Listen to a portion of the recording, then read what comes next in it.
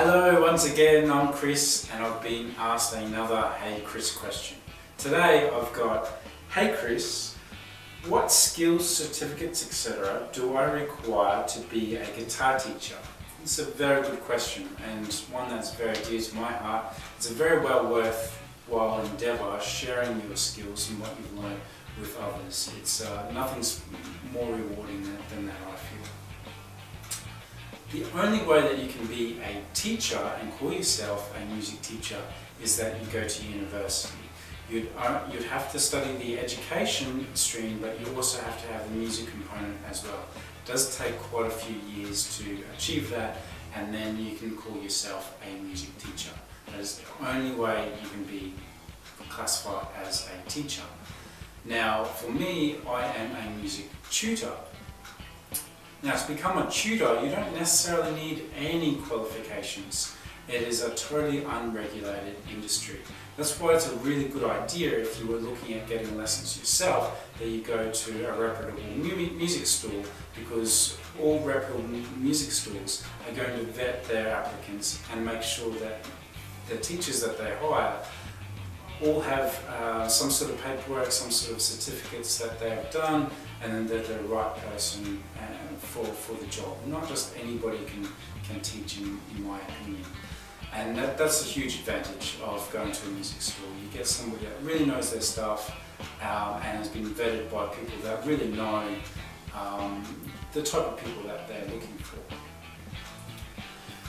If you were looking at getting employment from a music store as a guitar tutor, what I'd recommend is, what we look for here is you have to have done some sort of examinations, preferably through either ANSCA or AMEB. You have to have at least a couple of them, and the higher grading, the better it looks.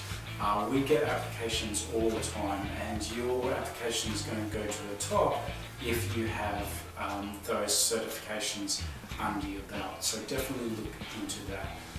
Obviously, physical appearance does matter. You have to be well dressed, well groomed, just the basic stuff for any other job basically. Don't rock up in your thongs, things like that. It's happened before. So yeah, take that under advisement. Now, if you were going to teach privately, which some people are doing, personally I would hold myself up to the exact same standard. So I would make sure I've got a couple of examinations under my belt, so if potential clients do ask, then you can sort of say, yes, I've got this certification, I've gone up to this grade. You might be sitting for grades in the future, you could tell them that. Things like that. It just adds a lot more clout and a lot more credibility.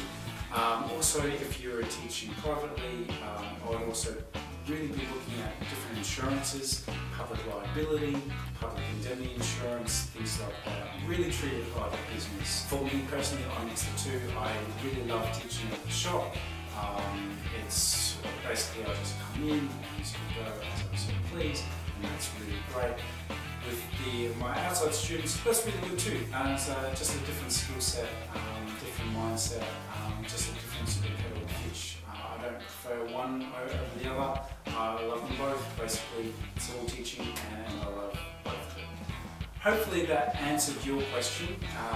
And if you don't have any exams under your belt, definitely feel free to come in and see us, and we can put you on the right track. Look out what grade you might be able to sit for. We can go through all that sort of stuff here. Hopefully that answered your question, and if you do have any other questions, feel free to write them into chris@musiccavern.com.au. Cheers!